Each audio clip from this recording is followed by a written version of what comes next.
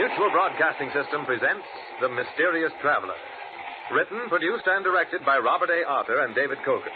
And featuring tonight two of radio's most distinguished personalities, Santos Ortega and Richard Coogan, in No Grave Can Hold Me.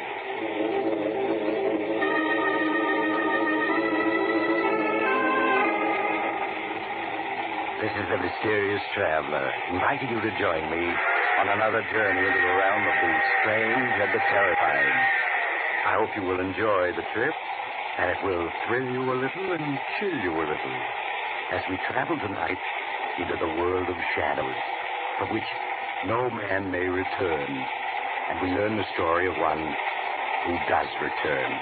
It's a story I call No Grave Can Hold Me.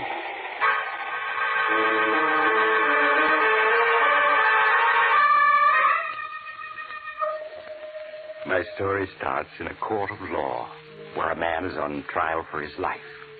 The courtroom is tense, for the jury is out deciding the prisoner's fate. But the prisoner himself, a tall man with glossy black hair and piercing eyes, sits calmly with his lawyer, his daughter Nora, and his son-in-law Harry Wilson, waiting for the fateful verdict. Oh, dear, I wish we knew. Father, I think the jury is coming in now. They say it's a bad sign when the jury is out for such a short while. You need not worry, either of you. I shall be free. I certainly hope so, Randolph, but... Well, you know, you did admit you killed Clemens. Because he insulted me. He called me a mountebank, a charlatan, a trickster. He called the great Randolph a faker. So he died. There they come. Oh, Father, I'm frightened. They're taking your places in the jury box now. They look awfully grim. I repeat, have no fear for me. Foreman of the jury, has the jury reached a verdict? It has, Your Honor. What is the verdict? We find the defendant guilty as charged of murder in the first degree. Oh, no. It finds you guilty. The fools. They, too, think that I'm an impostor, a trickster. They shall learn different. If I die, so shall they. The prisoner will rise. Father, you to stand up. The prisoner will rise. Very well. I'll stand up, so that they will recognize my face again when they see it suddenly in the night, and know that death has come to claim them. Maximilian Randolph, you have been found guilty of the crime of murder in the first degree. It is the sentence of this court that you shall suffer the punishment of death on the night of June 6th at midnight. And may God have mercy on your soul.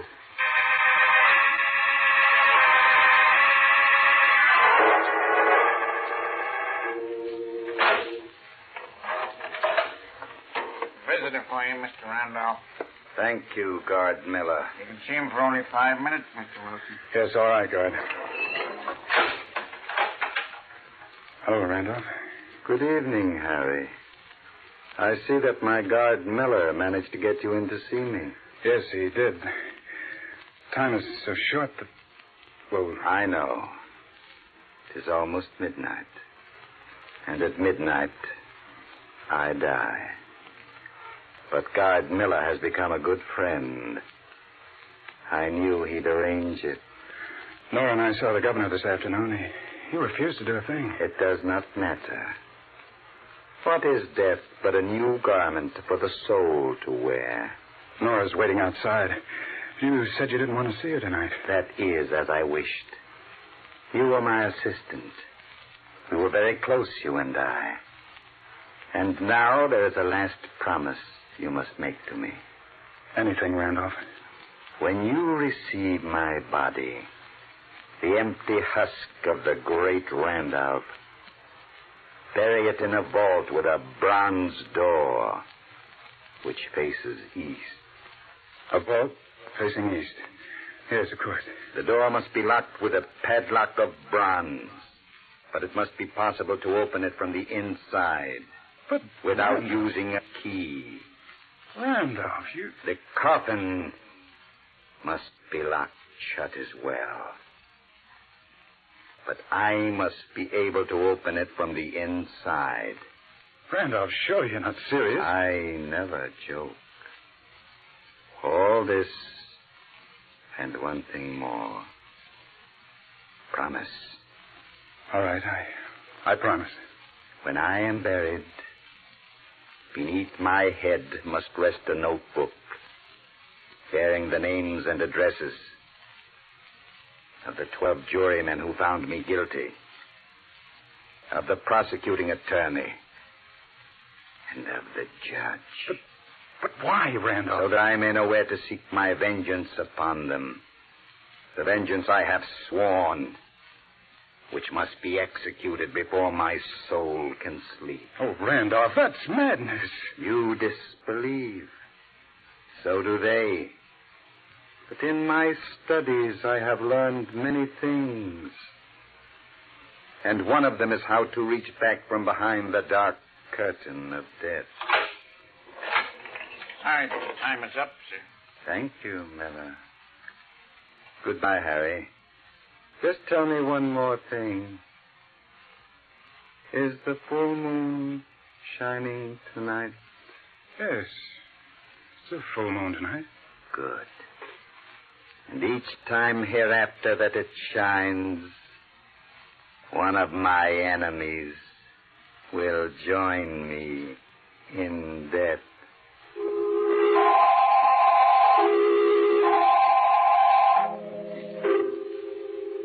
And so the great Randolph went to his execution and was buried according to his instructions. After a few days, his case was forgotten. Forgotten by all but Harry Wilson, his son-in-law. Well, as the first month passed and the full moon again shone in the windows of his apartment, a strange restlessness possessed Harry. Harry, what's wrong with you? No, I'm sorry, Nora, but tonight, the night of the full moon, I'm nervous. I can't help it. Oh, darling, you're not worrying about Father, are you? About his threat? Yes, I am. Oh, but that's absurd. Poor Father. Toward the end, I'm afraid he was suffering from delusions, and he was more than just an ordinary man. He wasn't entirely sane, Harry. No, maybe not, but he was so sure of himself, so certain. And those instructions for the way he was to be buried. Oh, of course, I'm just being foolish. Why don't you go out and walk for a while, Harry? It'll help calm you. All right, I will. You want to come along? It's a nice night. No, I think I'll stay here and read. All right, I'll be back in an hour or so, dear. And if nothing happens tonight, I'll know that Randolph is just putting on an act.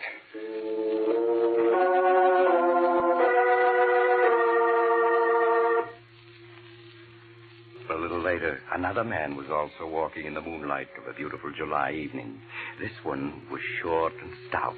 He was strolling homeward from a small poker party with his friends when, in the dark shadows cast by the trees along the edge of the park, a tall figure stepped directly into his path.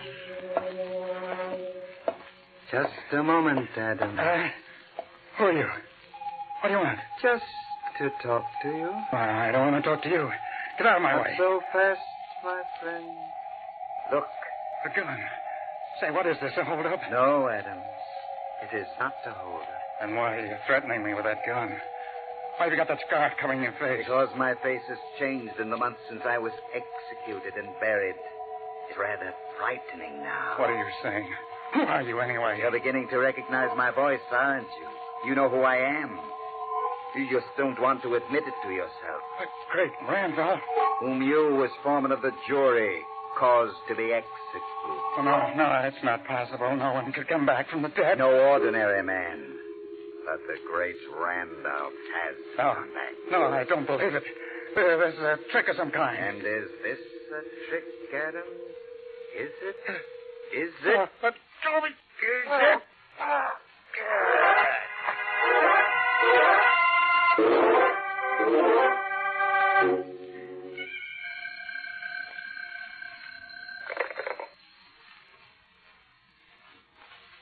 Hello? Hello, Nora. Is Harry there? No, he's out for a walk. Who is this? Don't you recognize my voice, Nora? Surely you heard it often enough. Father. Oh, no, it can't be. Strange how skeptical everyone is of me. Even my own daughter. Father, it is you. What do you want? I just want to tell Harry that I have claimed the first victim of my vengeance. Exactly on the stroke of midnight. The same minute when I died. Oh, no, no. And I wanted to warn him that he must do nothing to interfere with my plans. Or if he does, I shall have to add him to my list of victims.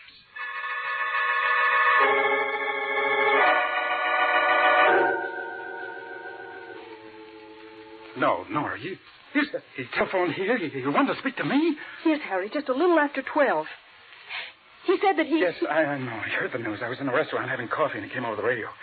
Adams, the foreman of the jury, was found strangled in front of his home. Oh, but it's impossible. And yet it was his voice, Harry. Father's voice. Oh, we've got to do something. Nora, I've got to warn the others on that list. The other jurors, Baldwin, the district attorney, and Judge Dexter. Yes, but he said if you tried to interfere... I know, but that doesn't matter. In the morning, I'm going to District Attorney Baldwin. He'll believe me. He'll have to.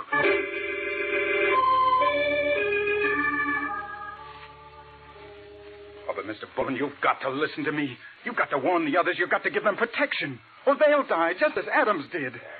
Winston, I'm a busy man. I have enough on my mind without having to listen to wild-eyed stories like the one you just told me.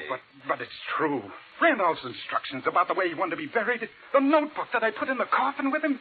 Mere theatrical mummery. Adams was the victim of an ordinary street mugging. That's all there is to it. I have to ask you to leave. I have more important things to tend to.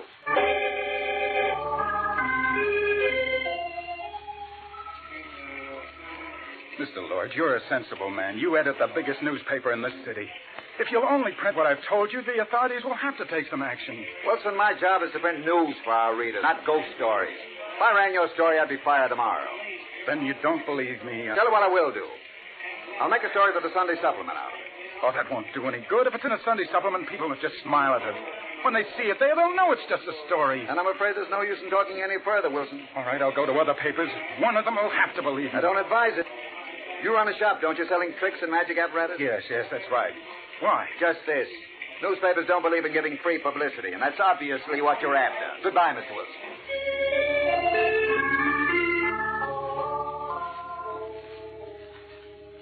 I'm very sorry, Mr. Wilson, but Judge Dexter is unable to see you. Oh, but, miss, did you explain to him what it's about? How important it is? The judge said if you cared to write him a letter, he'd give the matter his consideration. Oh, that's no good. I got to talk to him. I'm sorry. He's leaving today for his vacation, and he won't be back for a month. Perhaps he'll be able to see you then, but he simply can't see you now.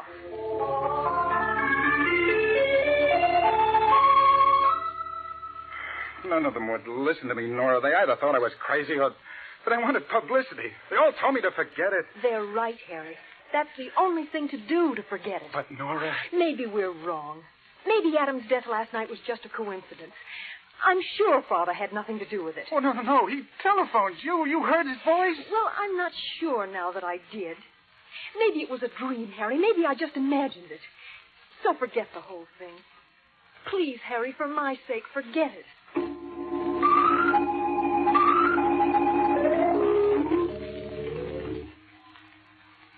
Oh, Harry, darling, it's no good just pacing up and down. Please sit down and try to relax. I can't, Nora. I can't. Tonight's the second full moon since Randolph was executed. He'll be leaving his grave tonight, and someone else will die. But, Harry, There ought to be a guard over the vault he's buried in. Oh, no, that wouldn't do any good if he came back to from the dead. He wouldn't be bothered by a guard.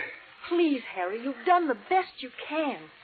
And if it is true and you go on like this, well, you'll be in danger, too. I don't care. That list, Nora, the names on it were alphabetical. And Adams, the foreman, was the first to die. What are you driving at? The second name on the list is Baldwin, the district attorney. Baldwin. Wouldn't listen to me last time, but tonight he's got to. I'm going to his home now while there's still time.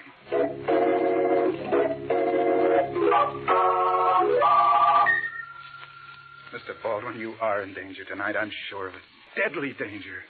No, you mean it, I'm sure, Wilson. Yes. I thought it was some kind of a gag before. Now I can see you fully believe everything you've said.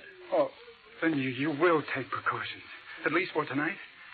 I've been an officer of the law for 30 years.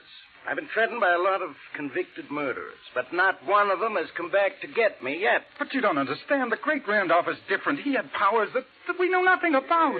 Perhaps, but I doubt it.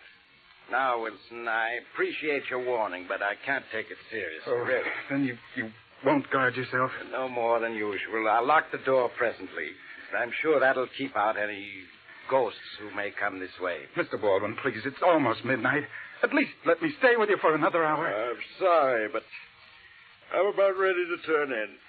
I expect to sleep well, too. Now, you go on home, do the same, because nobody's going to be harmed tonight by the great Randolph spook. I guarantee it. Oh, no, please, I wish you'd let me I couldn't stay. think of it. Now, you can find your way out yourself, can't you? I'm sure. Yes, of course. All right, Mr. Baldwin, I won't bother you any longer. Good night. Good night, Wilson. Well, he's gone. Afraid the poor fellow needs to see a psychiatrist. Randolph's ghost. I only hope I never have anything worse to be afraid of than I... Who's there? Who came in just now? Wilson, is that you again? No, my friend. It is not Wilson. Who are you? What the devil's the meaning of this? You don't recognize me, then? How can I? That cloak with the collar pulled up over your face. That is to spare the world a sight that should remain forever hidden within the darkness of a coffin. But my voice... Surely you recognize that. What are you talking about? Now, get out at once or I'll call for the police. It would tax their powers to arrest me. They have no authority in the world to which I belong. No, it can't be. I see you have recognized me.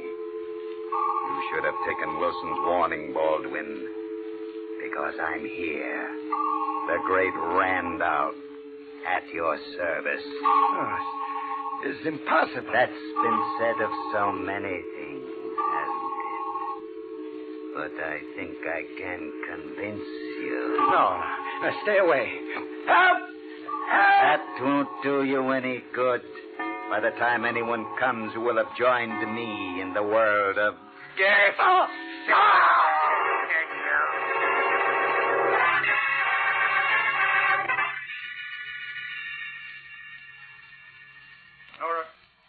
Nora! Where are you? Nora! Harry, I could hear you calling all the way down the hall. Nora, where have you been? I just went out to get the morning papers. Why? Why? It's happened again. District Attorney Baldwin has been killed. But how? Exactly the same way Mr. Adams was killed, strangled, just at midnight. Oh, no. And Nora, I think I know the truth now. What do you mean? I don't believe it was your father at all. I think it was I that killed them. I killed them both.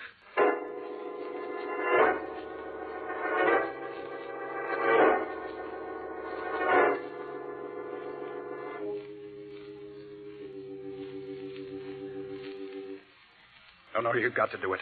There's a full moon tonight. You've got to lock me in this apartment. Oh, but Harry, you couldn't possibly have killed those two men. I could. I was near the scene at both times, and my mind, it wasn't clear. I don't remember doing it, but don't you see, if I'd been hypnotized, I wouldn't remember. But, darling, Father couldn't have hypnotized you into committing murder. It's a law of hypnosis. The subject won't do anything he knows is wrong. I know that, but I can't be sure. I believe that in those few minutes I was with him, somehow Randolph impressed on my mind orders to carry out his vengeance for him. Oh, darling, I'm sure he didn't. But if you insist, I'll lock you in. All right. Well, I want you to go now. Might not be safe for you to stay with me. All right, Harry. I'll go to a movie. Got to stay locked in until after midnight. Then even if I am hypnotized, I won't be able to do any harm. You do understand, Nora, don't you? Oh, of course, darling. I'm sure you're wrong, but I'll do anything you say. All right, now. Lock me in. And don't you come back until after midnight.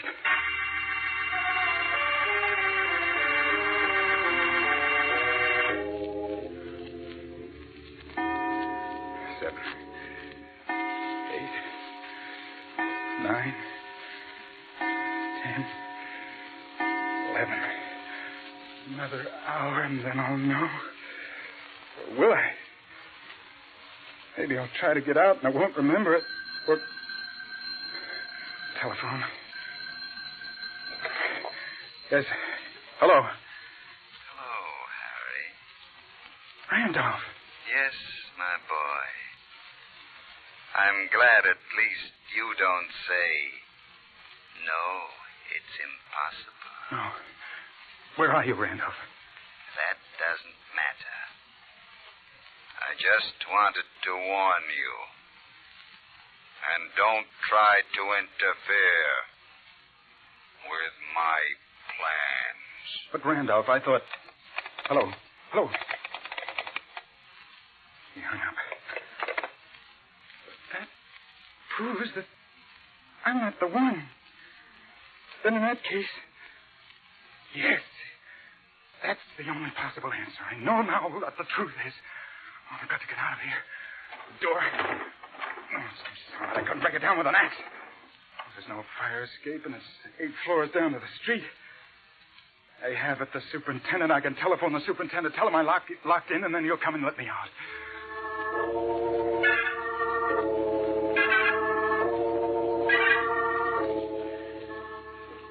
Judge Dexter, first Adams died, then Baldwin. Their names were the first 2 on the great Randolph's list. Your name is third. And so you think that tonight I'm scheduled to die, huh? Yes, I'm sure of it. And you say you warned Baldwin last month just before he was murdered? I did. And he laughed at me. But he died just the same. And you're seriously asking me to believe that a dead man legally executed by the state is walking the streets tonight seeking my life? I tell you, he telephoned me only half an hour ago. I recognized his voice. You know, of course, that your story sounds like the ravings of an insane mind. I know it. That's why I've kept quiet this last month. I did try to convince the police, the district attorney, and all I got was laughed at. And then... Yes, and yet, obviously, you're in earnest. I don't think you're crazy. I'm not. For a little while, I thought that I was the killer. You? How? I thought I was under post-hypnotic control, that Randolph had planted in my mind the impulse to kill his enemies. But that phone call proved that I was wrong. And what do you propose that we do? If we went to his tomb, perhaps then we'd learn the truth. Why, Wilson, what do you want to open Randolph's tomb for? Don't you see? If we go there and we find Randolph is still in his coffin, then I'll know that the real murderer is my wife, Nora.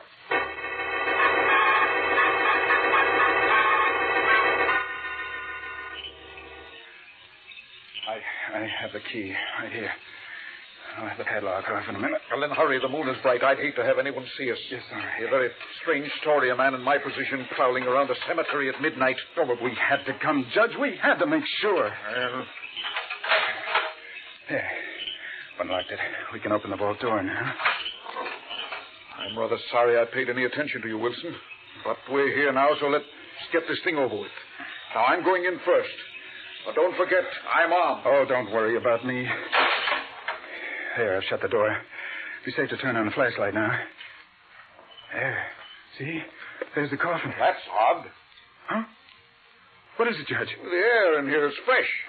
This vault has been opened, and very recently. Then it must have been opened by Randolph. Oh, nonsense. Open this coffin, and I'll prove it. Here.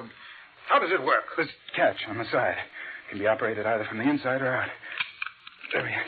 It's unlocked. Well, then lift the lid, man. Lift it. What? All right, I'll do it. There.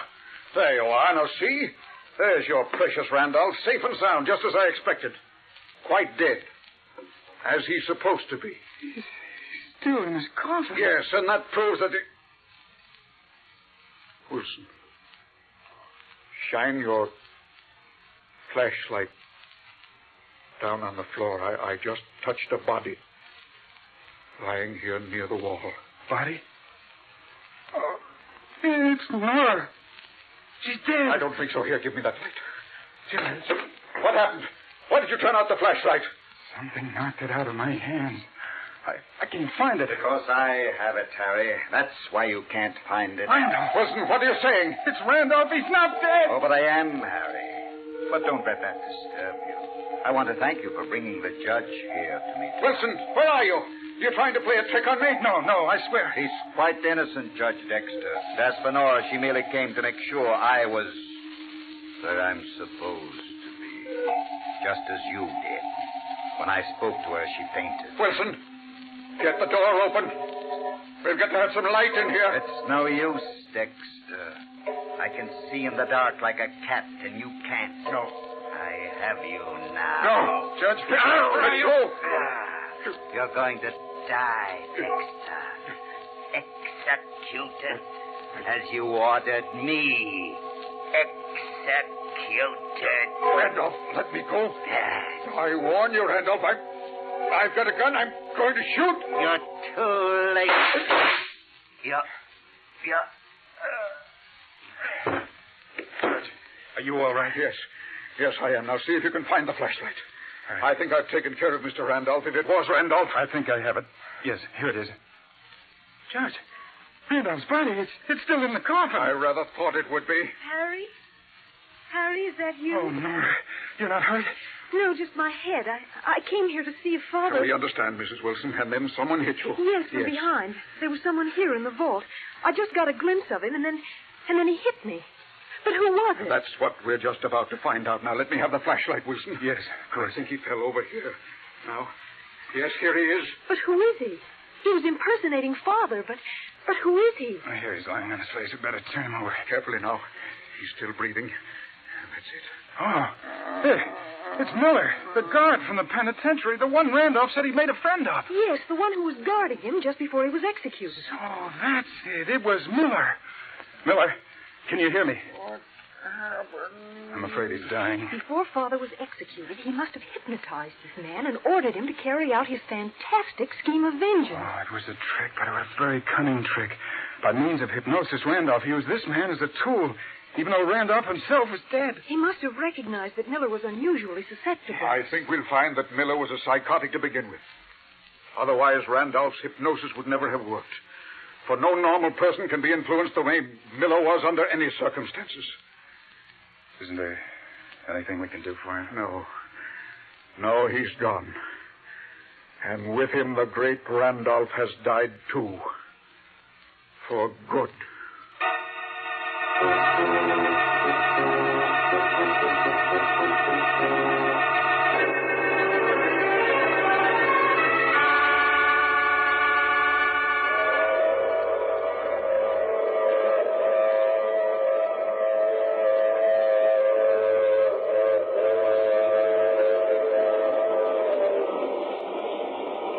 This is the mysterious traveler again. So the great Randolph is dead for good, is he? I wonder.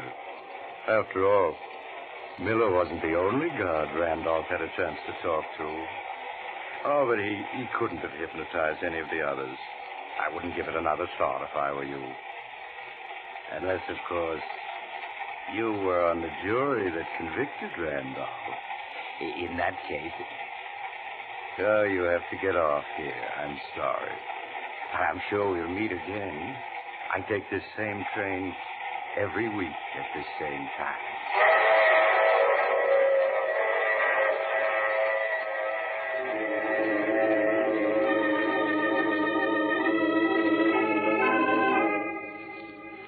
You have just heard The Mysterious Traveler, a series of dramas of the strange and terrifying. The role of the mysterious traveler is played by Maurice Tarplin. In tonight's cast were Santos Ortega, Richard Coogan, Shirley Blank, and Bill Smith. Original music composed and played by Al Finelli. All characters in this story were fictitious, and any resemblance to actual persons was purely coincidental. This is Bob Emmerich speaking. This program came from New York. This is the Mutual Broadcasting System.